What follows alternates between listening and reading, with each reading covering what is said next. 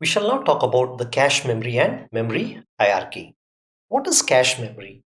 A cache memory is a memory which is generally made up of SRAM, that is a static random access memory, which is placed between the CPU and the main memory. Why do you need to place a memory between the CPU and main memory? Very simple reason. The CPU can process instructions at a very high speed. Suppose the CPU runs at the speed of 100 kilometers per hour, the main memory maybe runs at only 20 kilometers per hour. So 80% of the time the CPU remains idle. In order to supply data and instructions to match the speed of the CPU, we have additional memory between the CPU and the main memory called as the cache memory. So let me help you understand how this works. Suppose this is your CPU complete. Registers I have already told you in the first chapter is an area where all the data and instructions are brought from the main memory and execution of instructions happens in the registers. Before the data can reach the registers, it comes from the main memory onto the registers. Since CPU registers is also kind of a small memory, it is very fast compared to this main memory. Since main memory is of DD-RAM, it is much slower than the speed of the CPU. So what modern processors do is within the CPU, they have a small amount of memory stored so that as it is processing some instructions, the next set of instructions are already available on the chip. So from here to here, they can be moved very fast because this is an extremely high speed memory. So as we go down levels, this is slow, this is slightly faster, much more faster,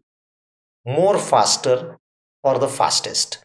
So what happens is if this is very fast, it can supply data and instructions to the CPU almost at the speed of what the CPU can process.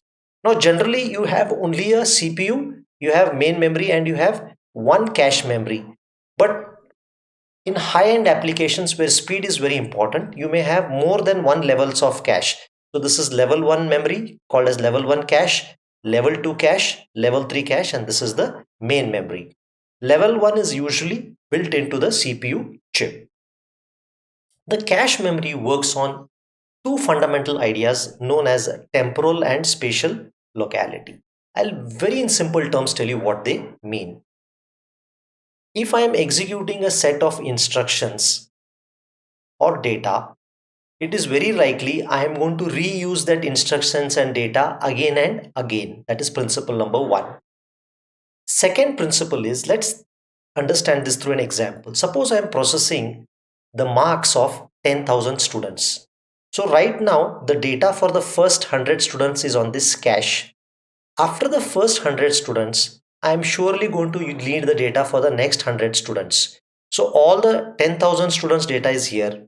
Then since this is of a smaller size, let us say the next 1,000 students data is here. Here let us say the next 500 students data is here. Here only 100 students data is here.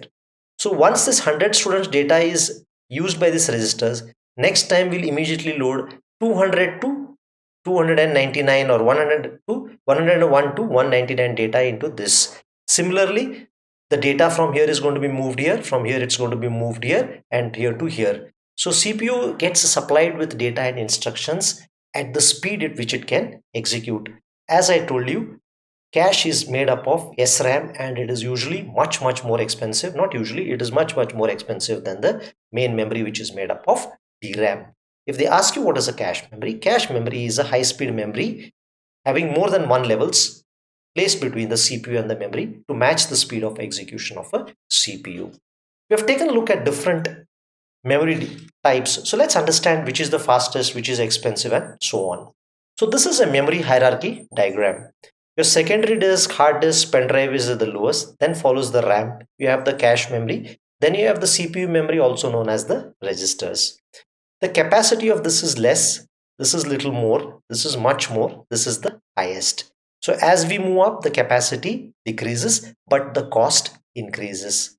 Now, fastest, less faster, less fast, slowest.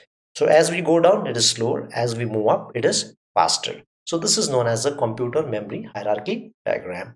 So I hope you understood what is a cache memory and how a computer memory is organized for performance.